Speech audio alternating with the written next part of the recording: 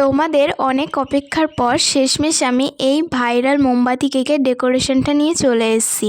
তো যতটা ছোটোখাটো করে পেরেছি 1 মিনিটের ভিডিওতে ততটাই দেখানোর চেষ্টা করেছি। লং ভিডিওটা আমার ফেসবুকে পোস্ট করা আছে, ওখান থেকে তোমরা চাইলে পুরো ভিডিওটা দেখে আসতে পারো।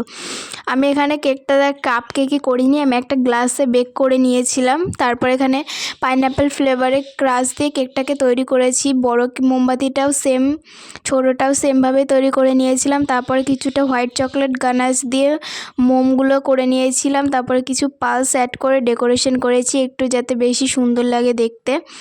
আমি এখানে ছোট মোমবাতিটা একটা সাইডে ক্রিম দিয়ে একটু ডিজাইন করে দিয়েছি, যাতে মনে হয় যেন মোমগুলো গলে গলে পড়ে গেছে ছোট মোমবাতি থেকে। আর আমি এখানে মাঝখানে কিন্তু একটা স্ট্র দিয়েছি, যাতে কেকটা উল্টে পাল্টে না পড়ে যায়। আর তারপর আমি এখানে একটা ছোট মোমবাতি দিয়েছি, যাতে কেকটা আমি জ্বালাতেও পারি। শেষমেশ এই ডেকোরেশনটা তৈরি হয়ে গেছে।